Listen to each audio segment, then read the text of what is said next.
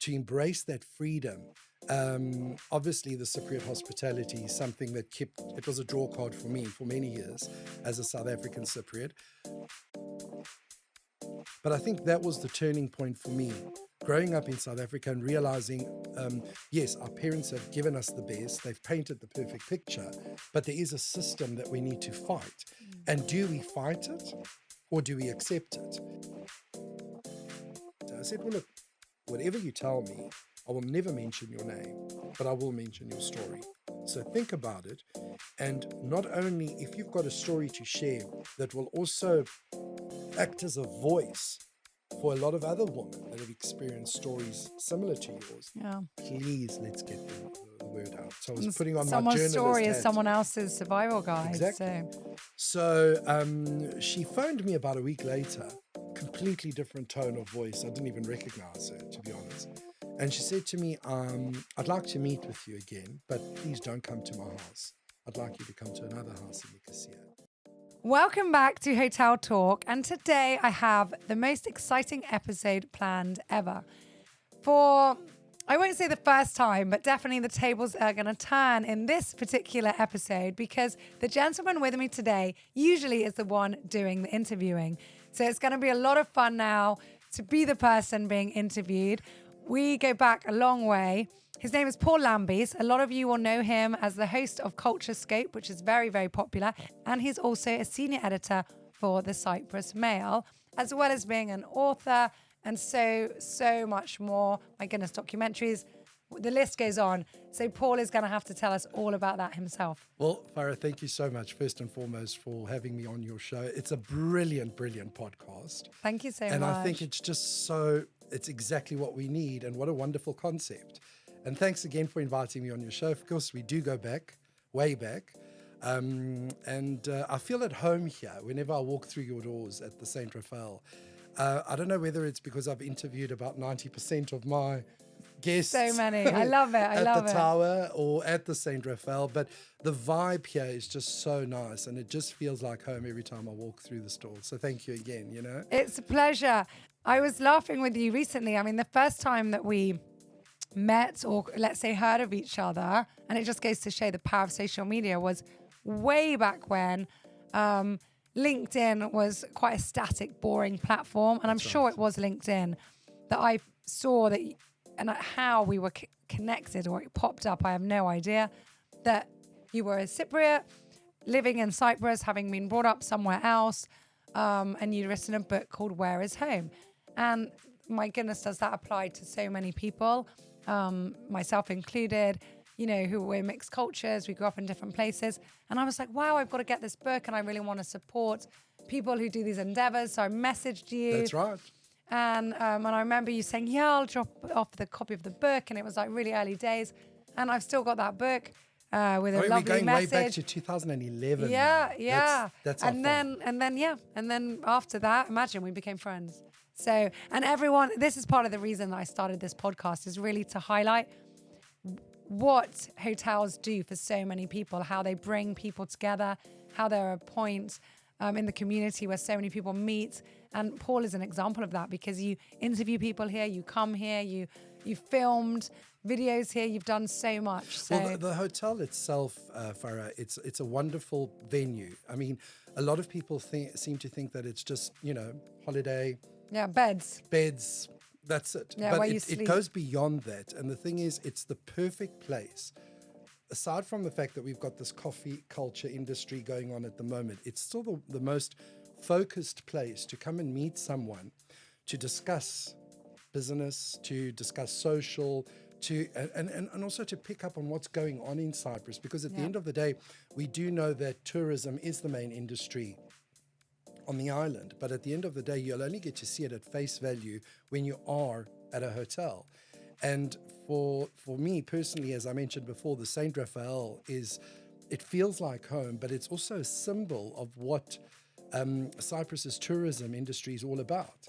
And it's very nice that you've maintained a legacy and you keep going on with that and you keep adding to it, but staying so grounded at the same time on where it started, but taking it into the new era.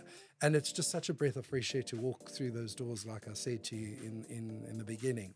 But 2011 was a very important year for me when that book was published. Now, obviously, my writing skills weren't as they are now, because you evolve as a person as you go along. Well, we would hope not, because that would mean you're not That you growing. stay stagnant. Yeah. Exactly. But it was basically my 9th year that I was in Cyprus. We came to Cyprus in 2002, hoping to avoid the crime. Well, we did avoid it, thank God. But the crime was escalating to such a level where we couldn't live a proper life. And when you're trying to educate your children, because I think that's the most important thing, we had our child, and the knowledge that you impart to your children at that age is critical.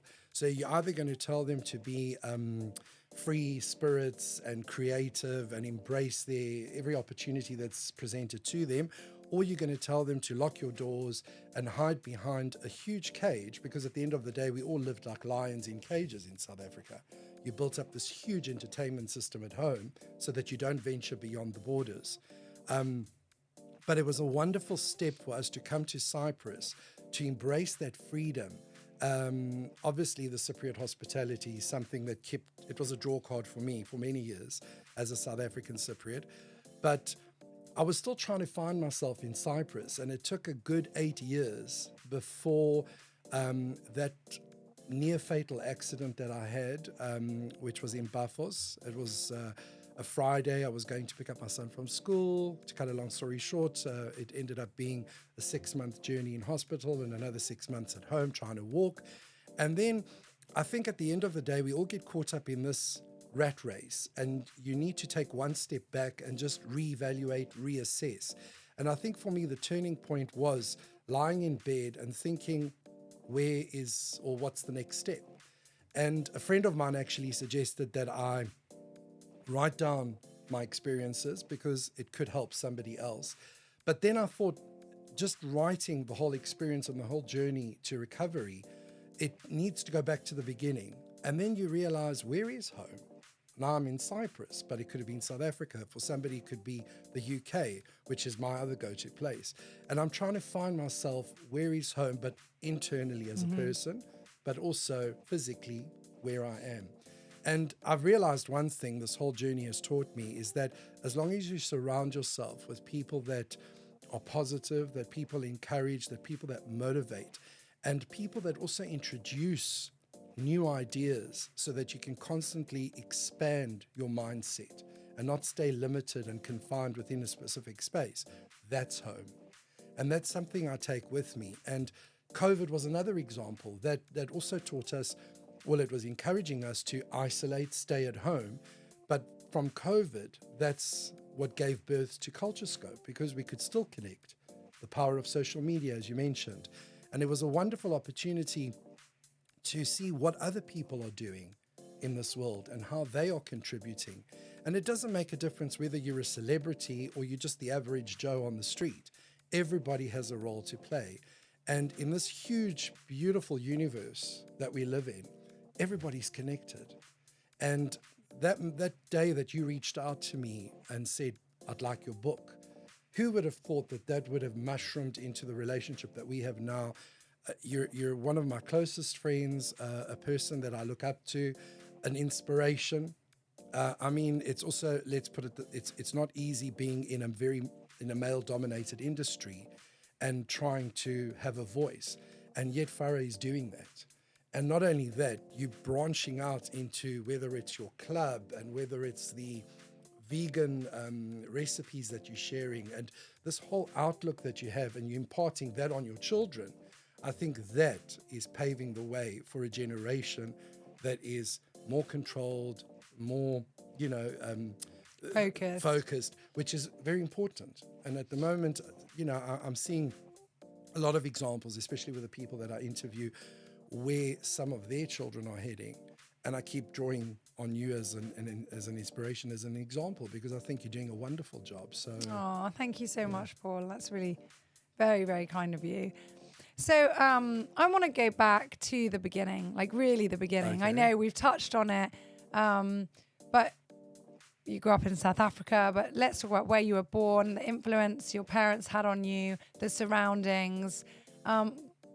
and you've had a lot of time to reflect, you've written 2 books now, but what made you you? So let's just walk through the whole stage of becoming Paul. Paul came into, he made a grand entrance on the 21st of March in 1974. So you're Aries. I'm an Aries. like I'm on the me. cusp though. Oh, Yeah. you're Yes, Aries. 30th of March. We're Well, March there you Aries. go. There you go. That answers everything. That's it. We can close the podcast. We're done, everyone. I think, I loved my childhood. Growing up in South Africa, especially when you're in a country that is away from mainland Cyprus or mainland Greece, the diaspora tend to stick together. So we grew up in a very, very Greek Cypriot household. The food was great, hence the result. The belief system that was, basically instilled. But I think Did you go to a Greek school? No. Was there a Greek school? I did go to Greek school. I did go to like Greek my school. big fat Greek wedding. But my parents insisted, and my mother, which I credit her here, is she wanted her child to have a good English upbringing. My mother's also Greek Cypriot. So I went to King Edward VII School, which is an all-boys school in South Africa, in Johannesburg, that is very much, it's one of the Milner schools. These are the old traditional English schools, kind of like what you see in Colonial. Dead Poets Society, Yeah. very colonial. And I think that, because my entire experience at that school set the foundation of who I am today. And in those days, of course, we didn't have to worry about, external factors. It was just stay social focused. media. We didn't have that. We had brotherhood. pressure. We had to stick together. Whether we didn't like somebody, we never said it. Whether we knew someone did something, we never told on him. So that brotherhood was part of my life for 12 years. And then, obviously, Greek being a very important factor in my life, we were forced to go to Greek school every other day. And of course, catechism classes and Greek dancing lessons. So we had to represent the best of both worlds. And I think if you had to sum it up, that's what my childhood was like. Representing a country that was my birthplace and growing up with South African friends. And then growing up and maintaining a Greek culture when you're one of many cultures in a multicultural society. But the one little hidden secret was that we were brought up in an environment oblivious to apartheid. So we were basically brought up in a world that was, we were said this is utopia, but we didn't know that behind the scenes there was a system called apartheid that basically said racial segregation and even to some extent gender segregation. So as you grow older and you become more aware, which I think I got that awareness, my eyes opened up during uni days, when suddenly we were in an environment that everybody had to interact. Men, women, whatever belief, whatever color of skin, we all had to become one, and we were all looked upon as individuals studying a specific course. And I think that the turning point for me was we went to a restaurant with a group of students, fellow students that were at the school, at the university at the time. And I recall the owner coming to tell me that we had to leave the establishment because one of the people in our group was an black African male. And I didn't understand why we needed to make that choice. And obviously we all opted to go and get takeout and then we'll go to a park and sit together because he insisted, our friend, doesn't matter, guys. He says, you guys stay and I will go. And we just didn't see that was right. I just can't imagine living in that world. It was a very, it was a world that was presented to the public that was At your school, did you have black Africans? No, we didn't. So you were just white. And I recall in 1990, a year before I graduated, we had one black student attending, and he happened to be the ambassador's son, some French ambassador or one of those countries in Europe. And he didn't really fit in. And I didn't like that because as a Greek Cypriot, similarly my Lebanese friends, my Portuguese friends, Italian friends, we all stuck together because we were referred to as the Continentals, almost like the outsiders. And the Continentals knew what it was like to stand out from the crowd. And he became part of our group. And to this day, I still maintain close ties with this young chap, who is now a aeronautical engineer in Switzerland, by the way. So it just shows you that irrespective of your color, your belief system, you're capable of achieving great things. But I think that was the turning point for me, growing up in South Africa and realizing, yes, our parents have given us the best, they've painted the perfect picture, but there is a system that we need to fight. And do we fight it or do we accept it? And that was one of the biggest decisions I had to face. And when Nelson Mandela was released, I remember another turning point was we were sitting at the Greek Sporting Club, like all Greeks do every Sunday. We used to go to the Greek Sporting Club. And they were showing in those days the release of Nelson Mandela on a big screen. And half of the crowd was saying, we need to immigrate because things are going to change in South Africa. And the other half was saying, no, we'll stay here and we'll just adopt the change and go with the flow. So we opted for the latter. We thought it was going to be great. Unfortunately, when you're living in a society that's had apartheid for so many years, it's not going to change overnight. Mm-hmm. We know what it's like also living on an island that's divided between Turkish Cypriots and Greek Cypriots. And you can't just, with a click of there's a lot of feelings, a lot of emotions, a lot of bitterness, resentment that's built up. But I do remember something very funny about this whole thing is because when obviously the new government had come into play and obviously they were trying to, obviously Nelson Mandela was a great person. And I had the opportunity of meeting him the one time. Oh, nice. And I just couldn't believe that there was no animosity, no anger. It was just a wonderful, wonderful individual who actually stood for what we were going for. And then there was such a beautiful feeling when we won the World Cup Rugby in 1995. And everybody was united through sport. So, which is again another important factor, how culture and how meeting people and socializing with people unites you more than certain other restrictions that have been placed by certain individuals because they don't want to embrace that change. But the funny moment was, I remember on the Friday night leaving work and I went home and that Monday I missed the turnoff on the highway to get to work because it had changed names. Because obviously it was named after an apartheid activist, and then suddenly it was changed it was given another name for somebody that fought against apartheid. So obviously I missed the turnoff because we were so blinded by that. And I laugh about that. But unfortunately, Mandela's vision of South Africa changed slightly when other people took over. And, there's obviously, you can't basically unite the whole of Africa when you're trying to sort out the problems at home. Mandela's vision was to create a union, like a European Union, but an African Union of nations. But I think the most important thing was to deal with what was happening at home first, and then opening up your borders to every other African nation. And then we had this influx of other Africans that were looking for work. Everybody wants to work. And it just messed the whole system up. And then crime escalated, and that's why we left South Africa.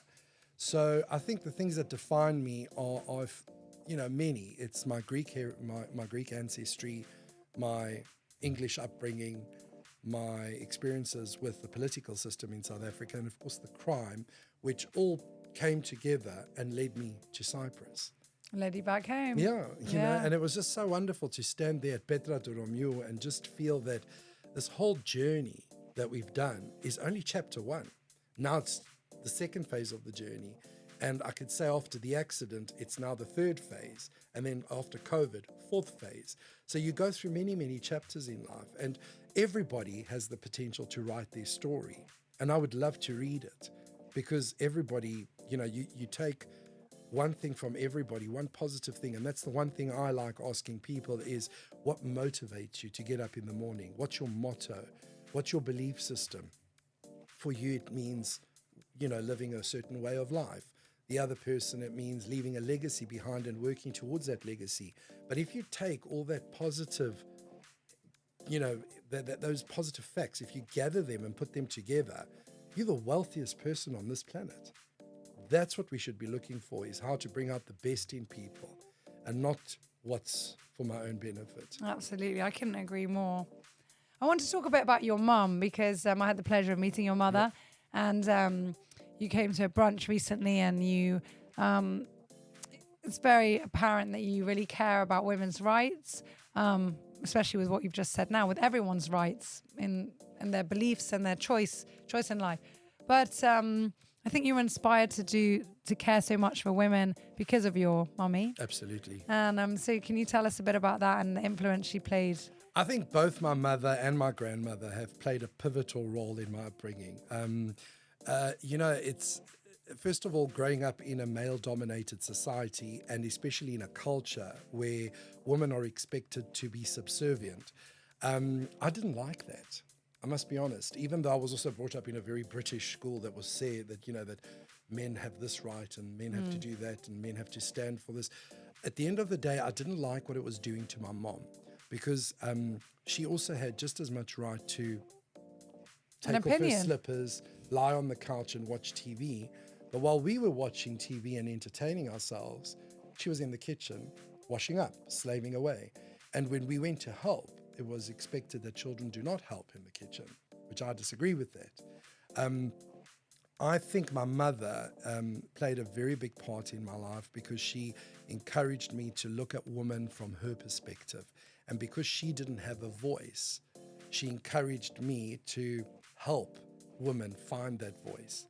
And that's why when I met my wife, who is louder than me and has her own opinion, maybe I should backtrack on that. In the loveliest way, Nikki. I think is all she's absolutely amazing, because the thing is, it's very important that people realize that women work completely differently to men. Women are, yes, they have empathy. They deal with things realistically, whereas men deal with them more based on their egos. And I know a lot of my kumbari are going to be sitting here listening and thinking, oh gosh, I think we need to alienate this man. But, what's wrong with him? I like looking at women because I feel women are the most challenged of the lot. Irrespective, I know there's a lot of other communities out there, and I don't want to bash anybody because I know they're all fighting for their rights.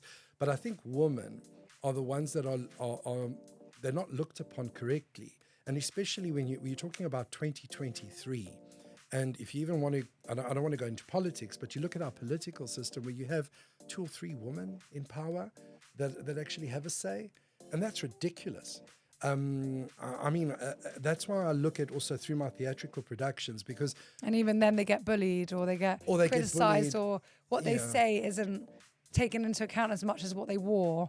Yeah. Or whether they had a matching handbag or whatever. There was actually a comment that was made by one of the female politicians through one of the blogs that I was reading, and they said, she should just keep quiet and be barefoot and pregnant in the kitchen.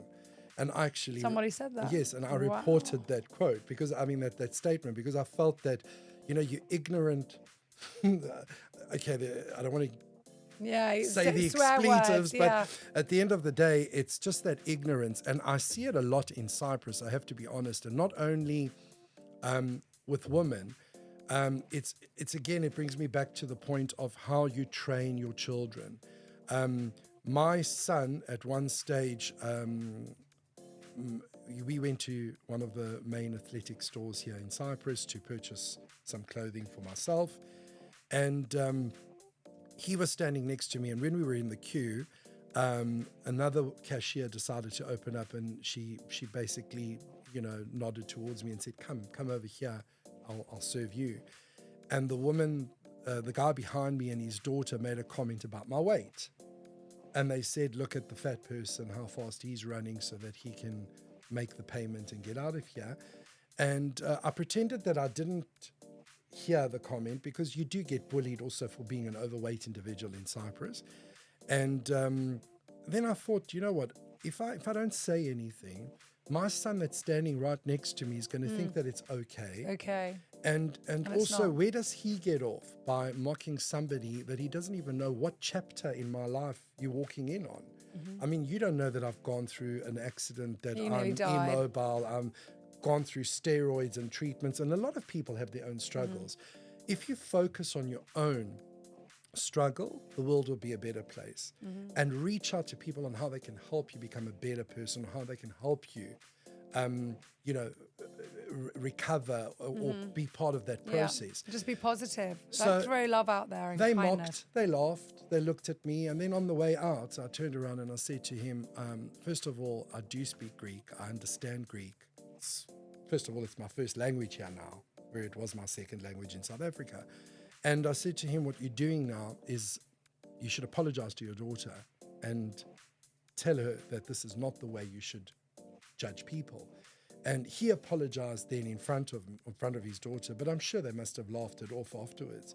But that's exactly what we're seeing, is that parents, it needs to start there. It needs to start from the parents. And they need to educate their kids and tell them. And when I see this, and if my mother hadn't started going back to my mom, encouraging us and telling us that women should have a voice, and look at examples like Evita Peron, look at people that are fighting through the system. The people that don't like those women that have fought through the system, they accuse them of many other things. That she slept her way to the top. Exactly, she did this. everything. Why? Is she not capable of achieving great things on her own merit? Does she need to go to A, B, and C, D because they are the ones that are going to get it? Yes, we know about the mysteries of Hollywood and, you know, how some people made it to the top. But nowadays, I don't know. I mean... But these comments are thrown around. I mean, I've felt it. I've had it all my life, you know. Can you imagine? I think even from uni, because I got... I remember once I was it was tourism and it was mainly men on the course. And I got second top grade in my accounting course. And then everyone was laughing. They went, oh, she must have slept with the professor. There you go. But, okay, they were laughing because he was about 100 years old. But I was like, well, you wouldn't have said that if any of you guys got that grade. No, they wouldn't. You know? No. And, I mean, I've got a friend of mine in South Africa who owns now an ice cream empire. I won't mention names, but I'm sure a lot of my South African friends will know who I'm talking about. But she basically inherited the business from her father. And the business now is thriving even more. And the ones that look at her with a jealous, evil eye, they turn around and say, well, she's only doing well because her father gave her the business. But don't they realize that she could have been given the business, but in a year's time, she would have thrown it to the... Exactly. So her hard work and her efforts are taking it to the new level. It's the same story. If you give the child... Another friend of mine, he gave his son on his 21st birthday, which is a big thing. It's celebrated in the UK as well. But on his 21st birthday, he gave him R1 million, which is equivalent to 10,000 euros, I think, and then simultaneously, he gave another $1 million to his other son. The one son squandered that money within a few months and came back looking for more.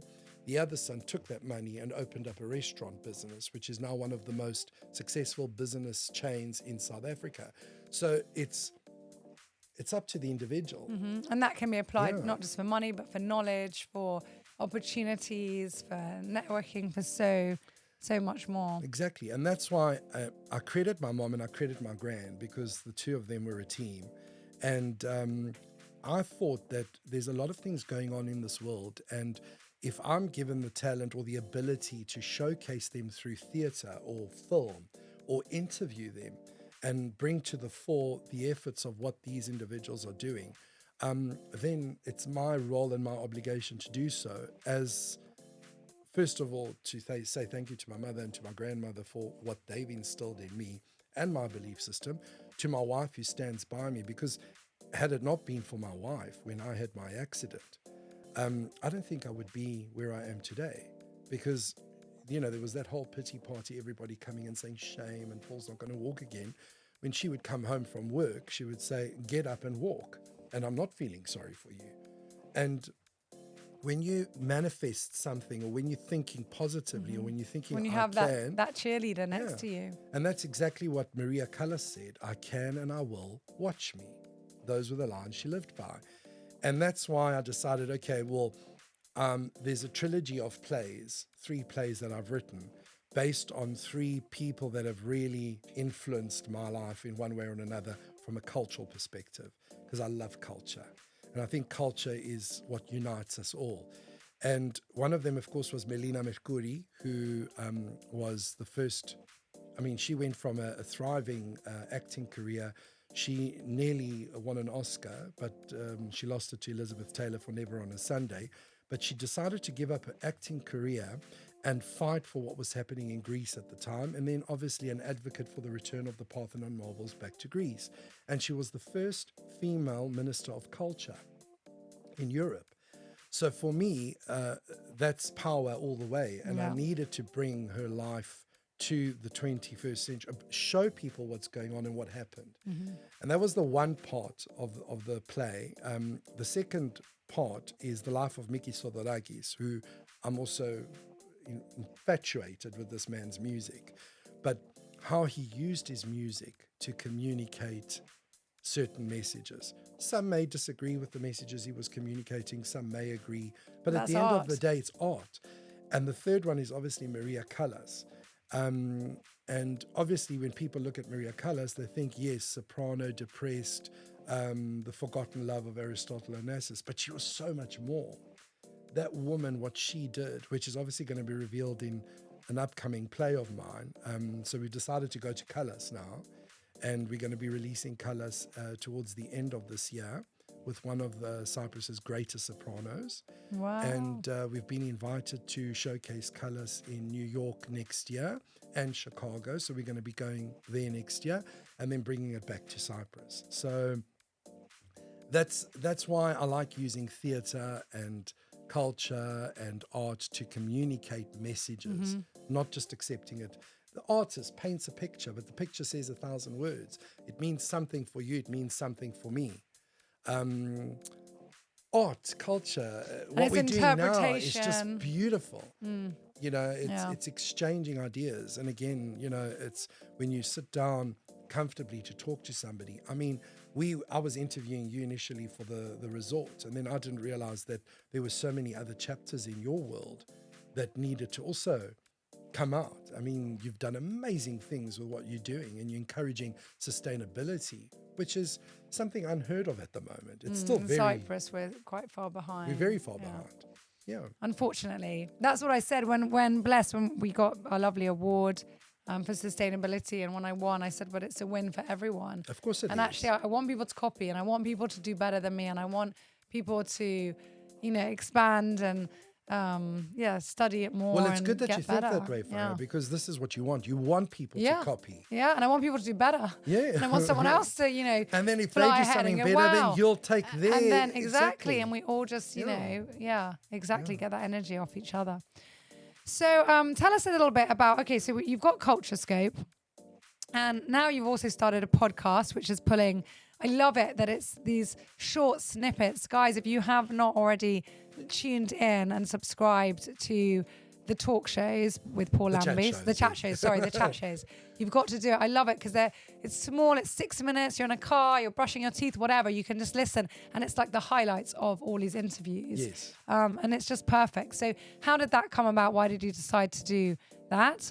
And tell us a little bit about your new book and your women documentary. I really want you to talk about that. Basically, my interviews from Culture Scope are, first of all, that's the most amazing thing that could have come out of COVID.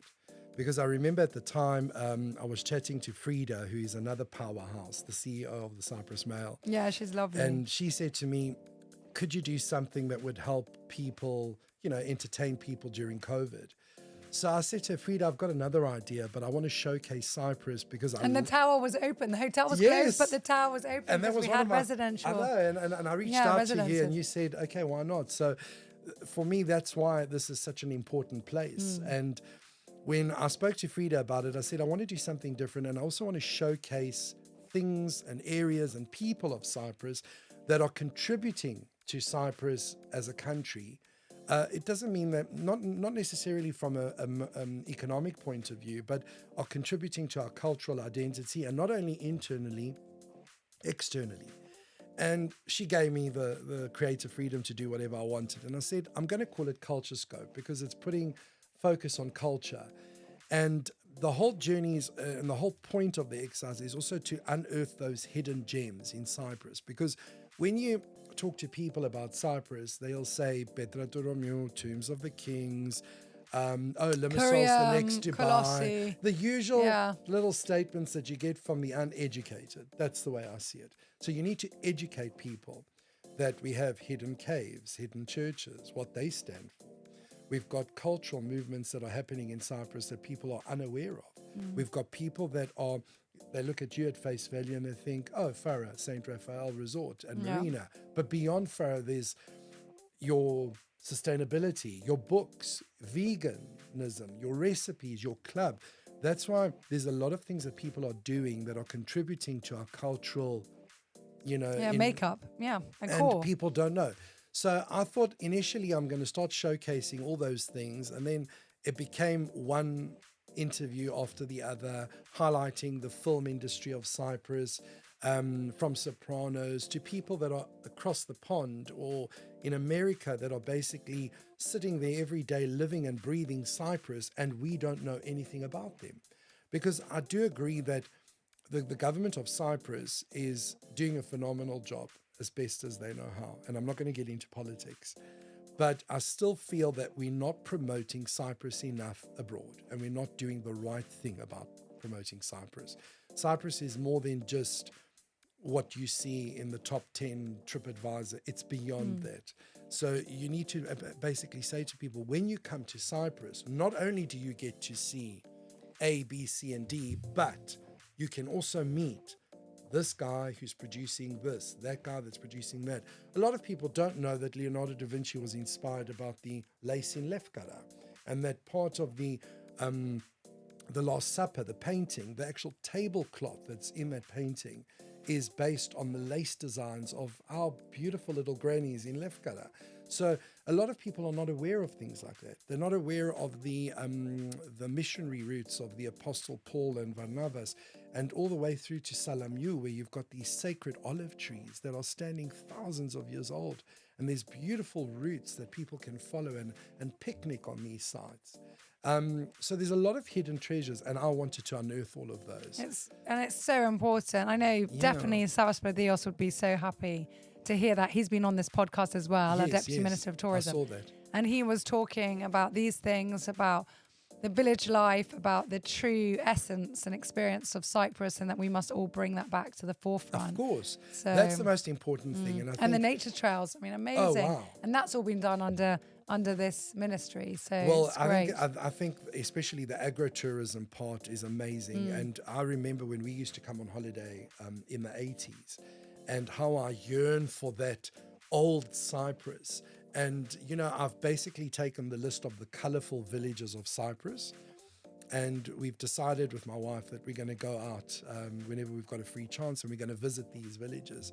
And I went to, I think it was Arsos, which is near Omodos, that side. And I remember stopping just on the side street, those little narrow streets. Yeah. And for some reason, two cars can actually get past. I don't even know how it happens. I don't know how that happens. Yeah.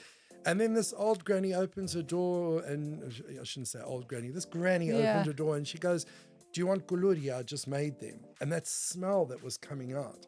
Now, obviously, I'm avoiding gluten at the moment. And my wife said that they were the most remarkable guluria out. But imagine how sweet, like how genuine that we have. That we, I think we're getting a little bit sidetracked in the main cities, although the cities have a very important part to play. Cyprus Dios said this. He said, we must all remember we're only one generation away from village life. And we must all remember that. And Cyprus is amazing. I love Cyprus. I love Cyprus. So that, all my interviews, a lot of people were saying to me, well, could you do like a summary of some of the best interviews? And of course, all my interviews are great because I love every single person I've met. Yeah, and you definitely can't come out and say, well, that one was awful. Or okay, I've got a lot of behind the scenes behind the scenes, I'm sure. But which are edited out. So tell us, who were your favourite then? You can definitely say some of your favourite. I can't tell you who my favourite is, but I can tell you a few that do stand out. So the ones that stand out, or the ones that people receive the best? Okay, I think at the most, the one that's trending at the moment was my interview with Eugenio Mastrandrea, who's the lead actor in the series From Scratch on Netflix. Okay.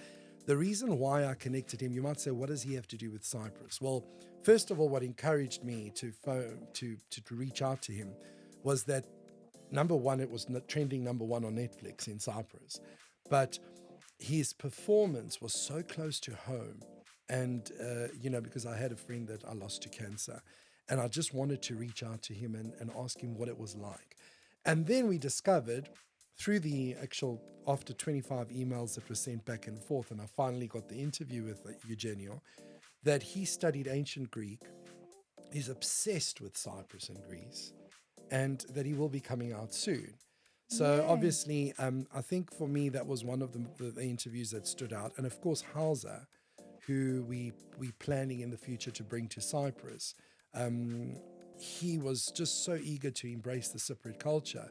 And when I finally got the interview with Hauser, he said to me, I'd love to bring in a little bit of the Cypriot lira and the violin into my music, and then maybe we could just do this whole masterpiece.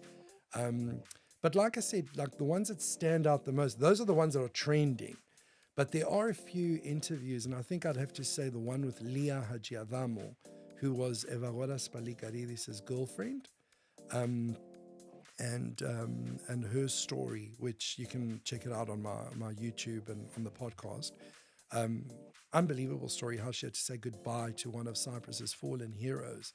And I think that was one interview where I actually took it one step further and traced the path that he took as well.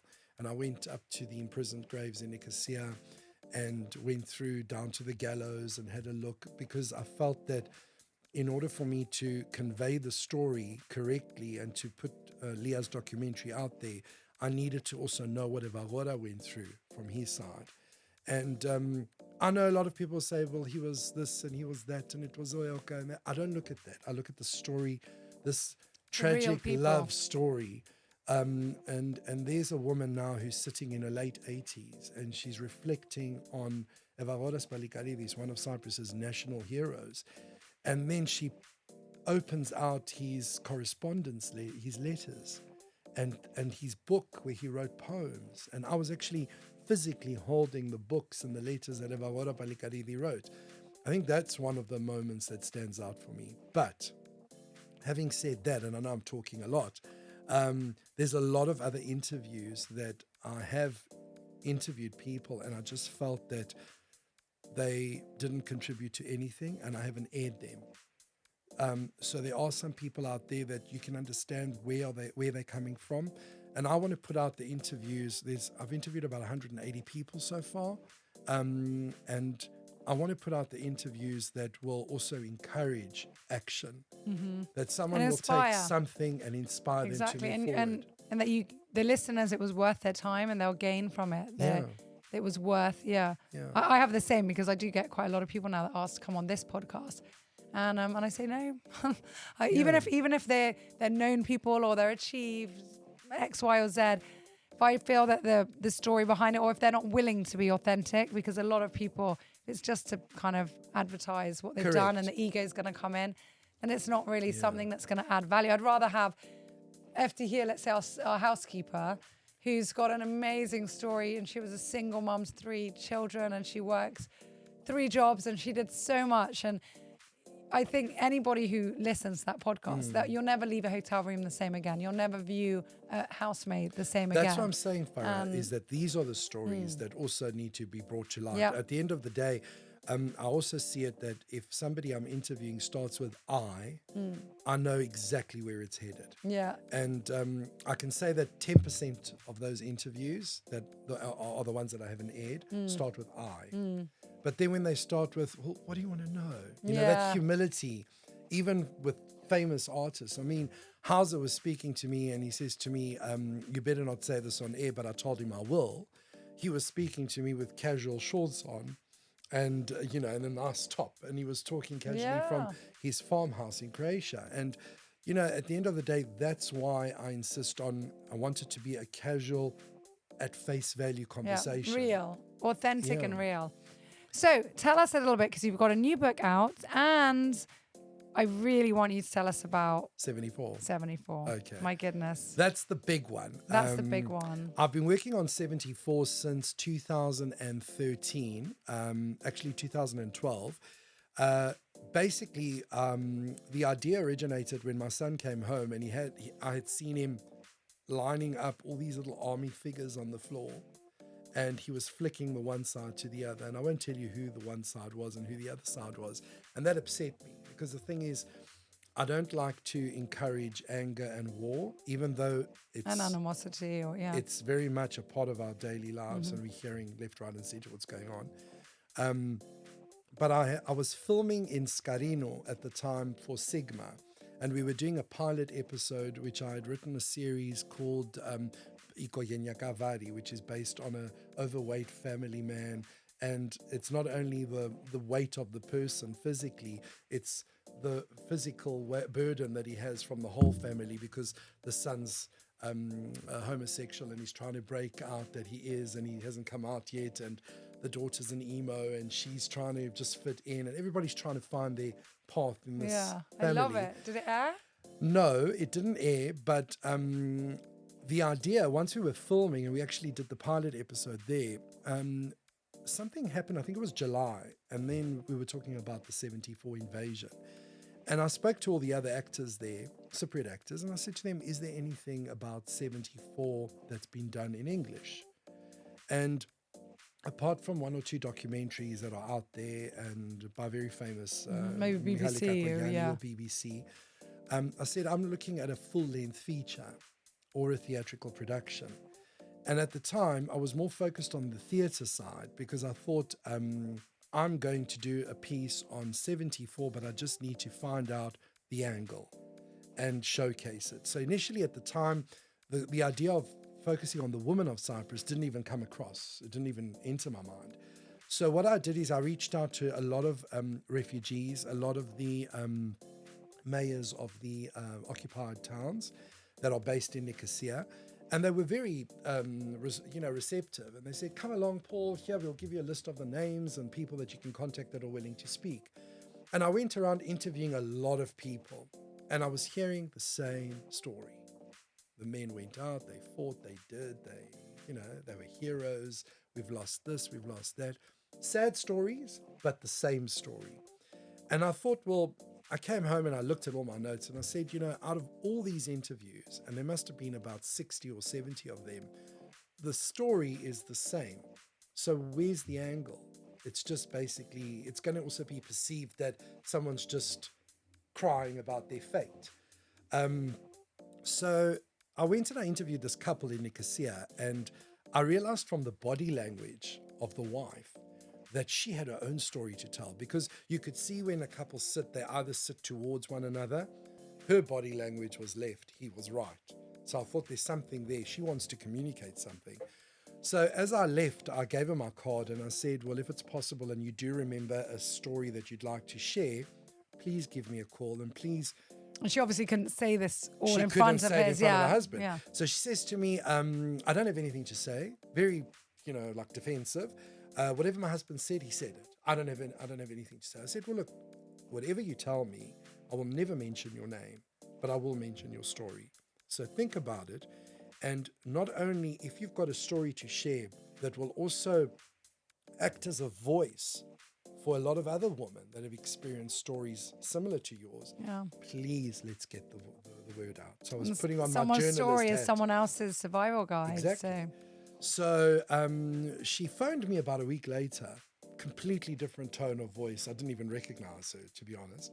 And she said to me, I'd like to meet with you again, but please don't come to my house. I'd like you to come to another house in Nicosia. So I said, I'm there. I'm straight away. Yeah. And we arranged it a few days later. When I arrived, Farah, I'm getting goosebumps just telling you. The door opened. There were about 40 odd women sitting in that house. Just women. So I walked in and I thought, she's done my homework for me. I'm going to get a story out of this one. And she started telling me her story. Another woman started telling me her story. And it was stories of rape, abortions, missing children, lost loved ones, but stories that were raw. How the one was even pulled out of a house. She was clutching onto the door of her home, and they were pulling her by the hair. And even the last woman in Varossi that was sitting there, and she just woke up that morning and she was just collecting oranges or lemons off a tree, and suddenly a UN truck came and said, jump on, say goodbye to your home. And another woman that was active, because remember, The women of Varosi were also collecting, the Lyceum of women were collecting clothes and, for the women that had been affected, the families that had been affected in Gerinia.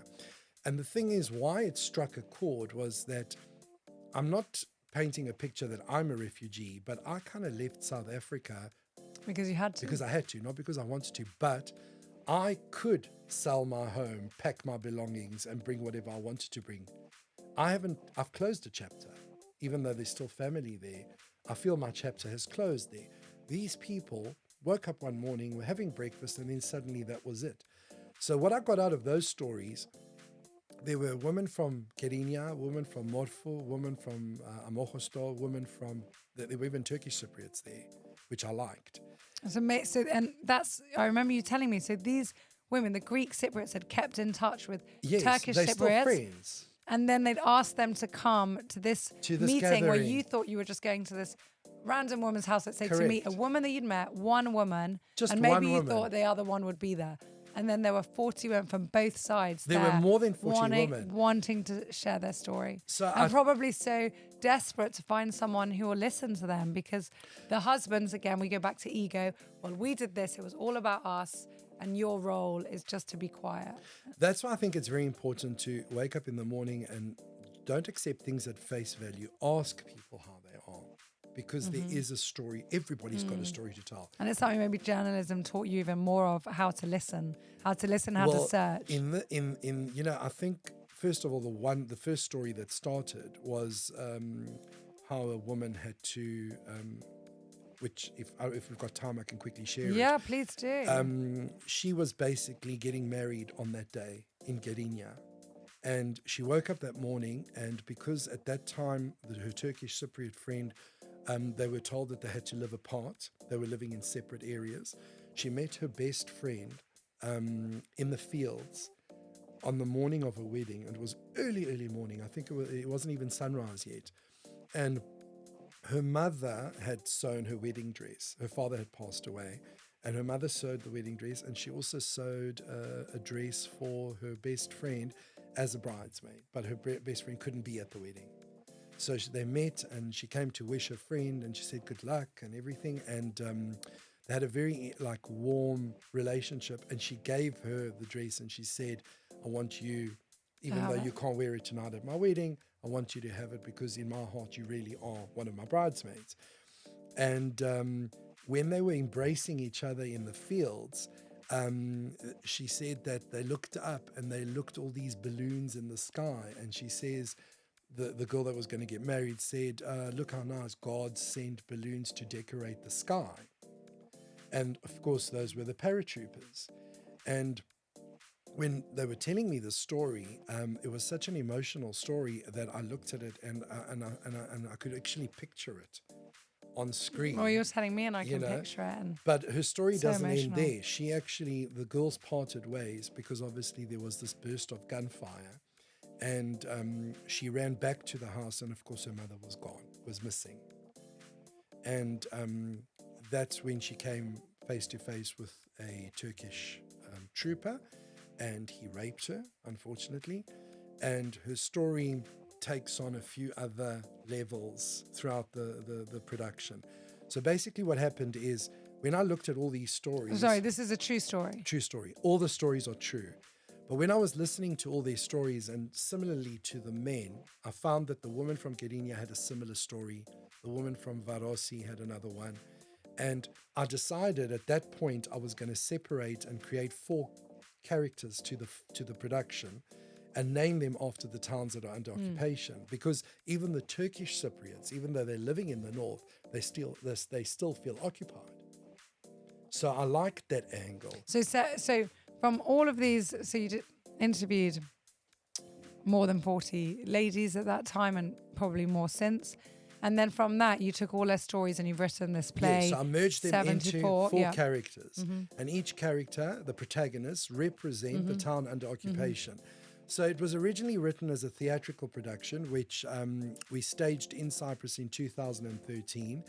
The response, because I was hearing, but it's in English and, I'm not going to come watch it. Curiosity killed the cat. Everybody came to watch it.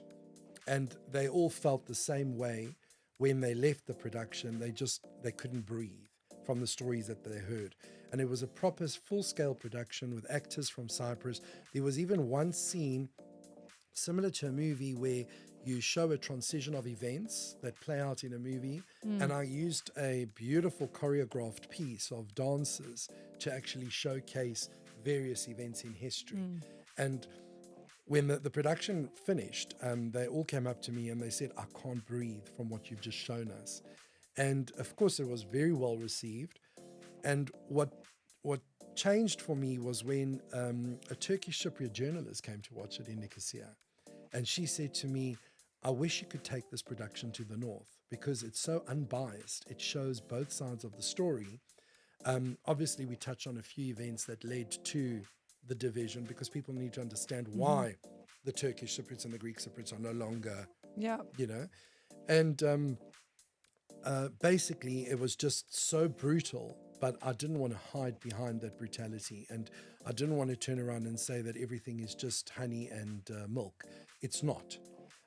Because as a South African, I know what it's like being divided. I know what it's like being told that I'm not allowed to sit with one of my very good friends at a restaurant because of the color of his skin. And these are relationships that were built over many years. And these are the people that were breaking bread together. Now they're told that they can't.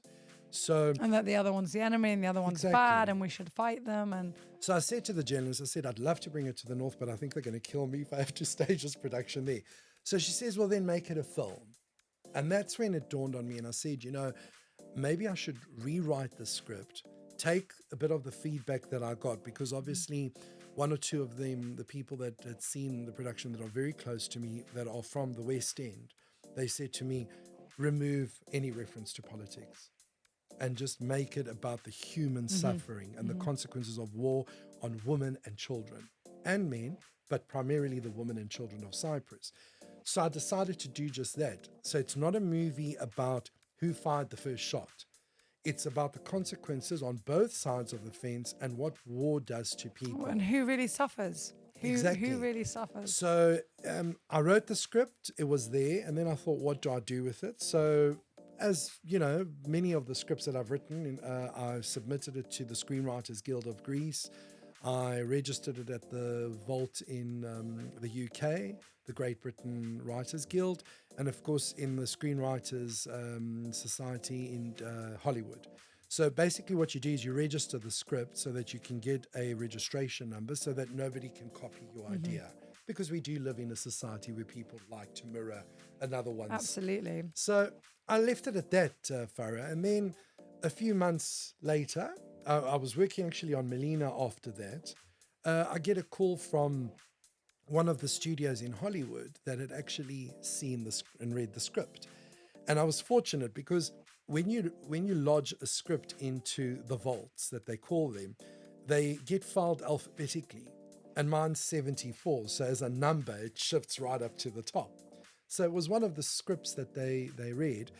And at that time, the company was filming Fast and Furious in Indonesia. And they asked me to fly to Indonesia to meet up with the production team so we could discuss the possibility of filming 74. And I said to them, well, if you really are serious, because, I didn't think that, I thought it was maybe a friend of mine playing a joke on me.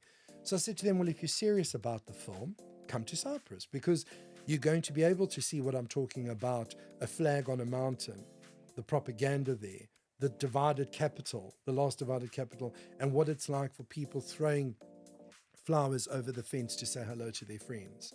And you need to come and see that face to face, experience it. And 20 minutes later, you can be sitting at a 5-star restaurant and experience that as well. And they liked the idea, and they came, which I didn't expect. And obviously, we toured them around. We showed them the good and the bad. We went past a lot of the cemeteries, the abandoned cemeteries. They went into the north. I went as far as Famagusta, the ghost town. And I had a bit of an experience there, which I don't want to share the experience here. But at the end of the day, they basically, we then came to Limassol, and we were sitting here by the sea, having a fish lunch, and they turned around and they said to me, I can't believe we are living, you are living in such a beautiful country, and we're having this amazing fish meze lunch, and just about an hour away, There's all of that. there's that. So they said, we're in, count us in. And of course, it takes a long time to get a film ready and to work on the development and scenes and, production teams. And then obviously the filming incentive came into Cyprus, which I thought would only contribute to the movie. And we got to the point where budgets and everything were in place, and then COVID hits. And obviously investors pulled out because companies wouldn't insure filming. There was no guarantee that we could go and film, and then if something happened, then they would shut down filming, and investors lose money. Because I'm looking at, yes, from an emotional perspective, but others are looking at from a financial. Yeah, absolutely. But we got to the point now where we've got the right team back in place. We are on the tip now of, going into filming. And part of the agreement was to do a documentary first that will then complement the film that's going to follow after. So we're starting to film a documentary at the moment based on the 74 invasion, but again, on the woman of Cyprus. From their perspective. Yeah. I can't wait. I'm so touched, actually. I have to fight back tears. Also being from Lebanon and a war-torn country, it's just horrific what people go through. And I think it is so important that we all remember that.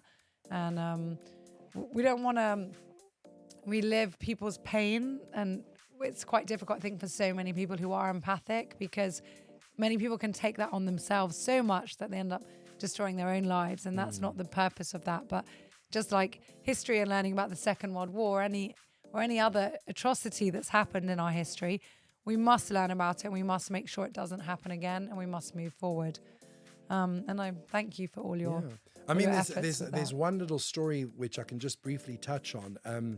I also had the opportunity to visit the Jewish museum the Holocaust Museum in Cyprus. In Larnaca, isn't it? In Larnaca. And I interviewed Chief Rabbi, and after I had the interview with him, obviously a few of his colleagues over there showed me around, and the one guy says to me, "Do you want to see a cap from Auschwitz?" And I said, "What do you mean, a physical item of clothing from Auschwitz?" And hold it in my hands. And he goes, "Yes, because we have one."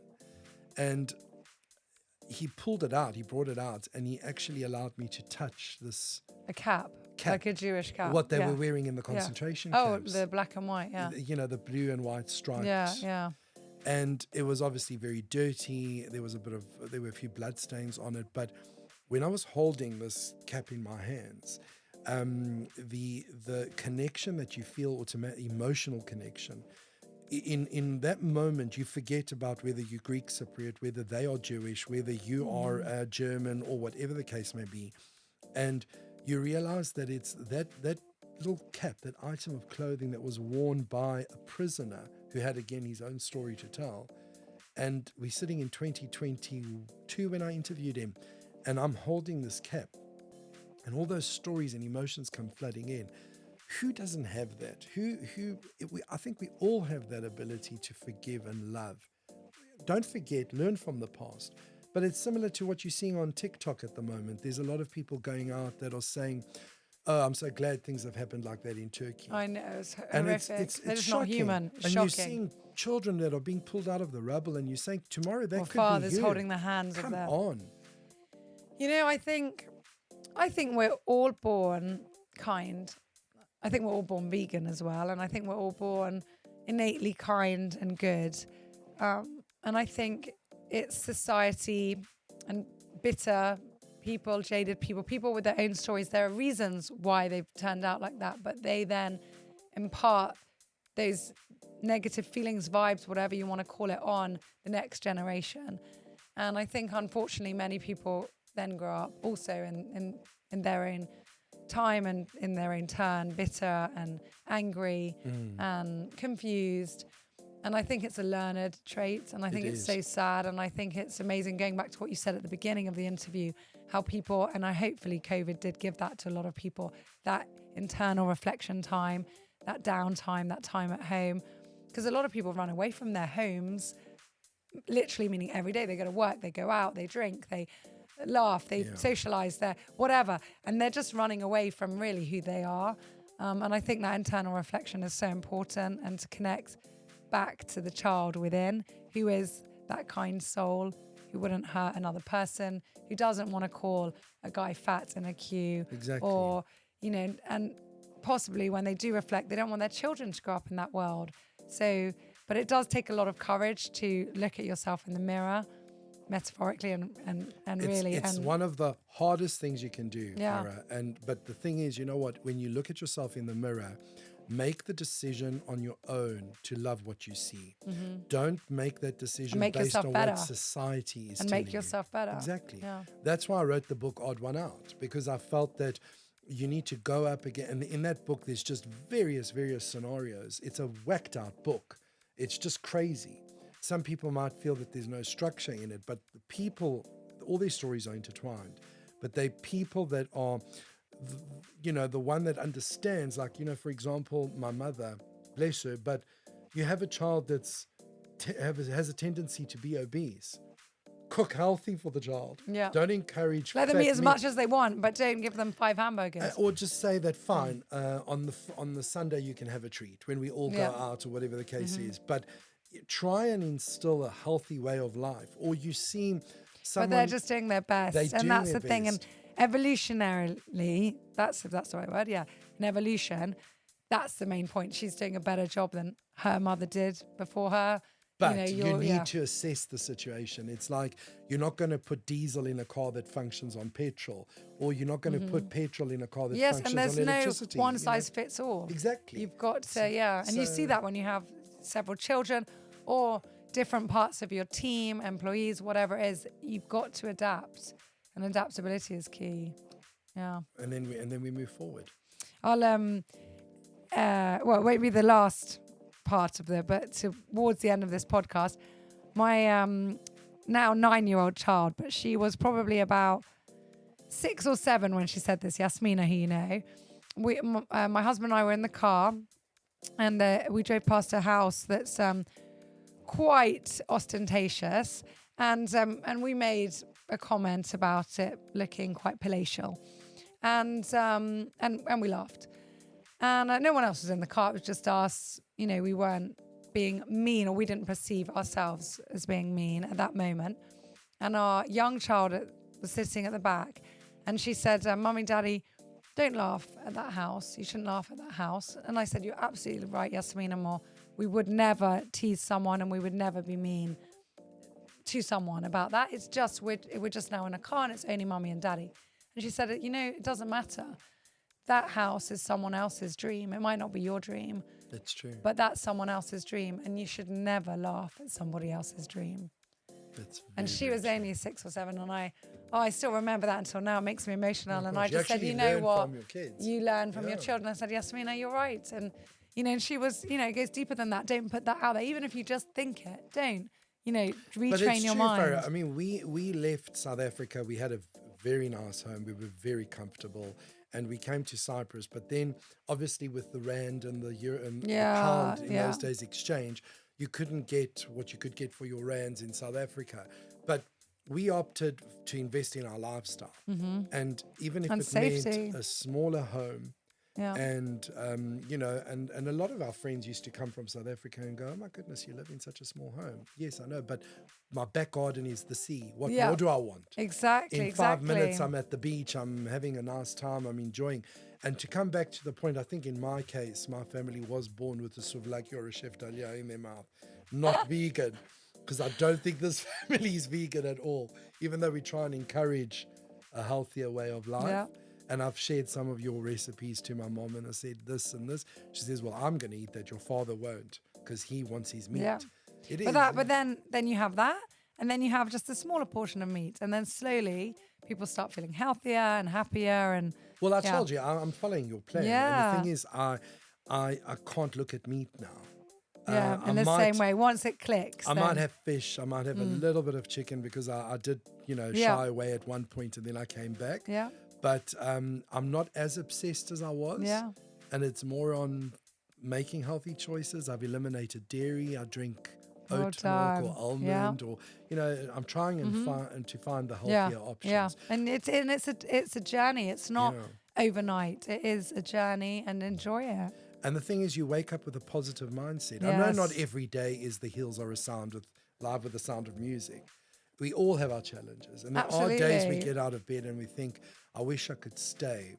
But the thing is, I actually saw this picture the one time, and it was a photograph of a cemetery, and there's a sign outside the cemetery that says, "We all had our jobs to go to that day." So the one thing, and this is the one thing I also learned with. So sad. I can just tell you quickly, Aristotle Onassis was one of the wealthiest and most ruthless and corrupt men in the world. We know that. But when his son, Alexandros, who was killed in an accident, an airplane accident, it was his birthday, asked for his father to give him Olympic Airways and make him the head of Olympic. He says, "I've got the biggest and the most expensive gift I'm going to give you on your birthday." And his birthday came, and he gave him a little black book. And Alexandros opened it and he looked through it. There was nothing in there. And he says, but this is like, 10 cents from the shop or something. And he says, "It's the most expensive, valuable life lesson I'm going to give you now, is whoever you meet in life, write down their name and write down how much time they are worth. Because at the end of the day, whether you're rich or poor, we all have the same amount of time. So when you meet people," now obviously he was looking at it more from a financial point of view. In other words, if Farah's of no benefit to me, I won't talk to you again, I'll just say hello. But I look at it differently. I look at it, well, if I'm going to spend 5 minutes with Farah and she's going to bring out the worst in me, and I'm going to sit with A, B, or C, and they're going to bring out the best in me, that's how I put a value on people and relationships. Because we've all had that experience. Everybody's going to encounter someone that is there for their own benefit. Or just an emotional vampire. They might not even be financial, but they might just suck all that energy out of you. And that's why, in a day I can be working, because I think that the cell phone is one of the nicest, but the worst. It can become your worst enemy. Yeah. And when the phone rings and I see who's calling, I know whether I should answer or not, because I know where it's going to take me. Yeah.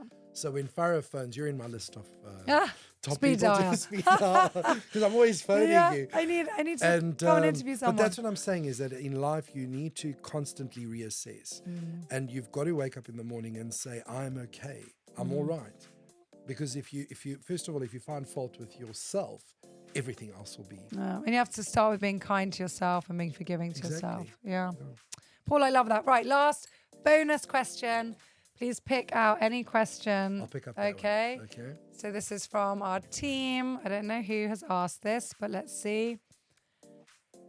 Well, that's an easy one for you. What is your favorite color and why? Silver. Silver? Absolutely. Oh, I wouldn't have thought that. Why? Because my company's called Silver Thespian. But okay, so why did you call it I'll Silver tell you why Thespian? silver. I don't like. I think gold is nice, but it's I love gold. I'm a gold gold is girl. stunning. Okay, it's a wonderful mineral, and we had an excess of gold in South Africa.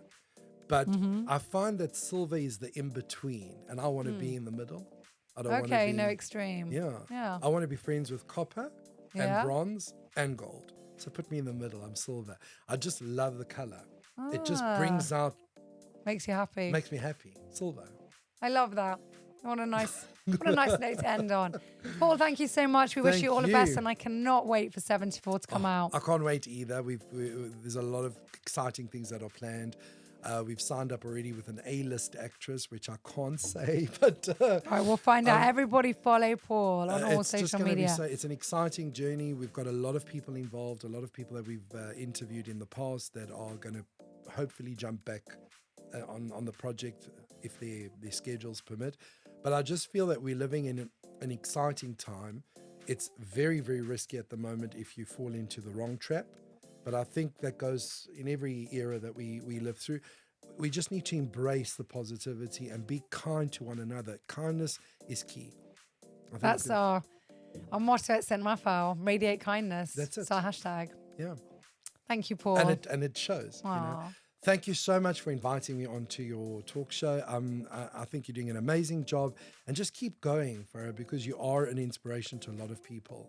And I thank you for being Thank so you so nice much. to me the whole time. Oh, likewise. Thank you so much, Thank Paul. you. Thanks.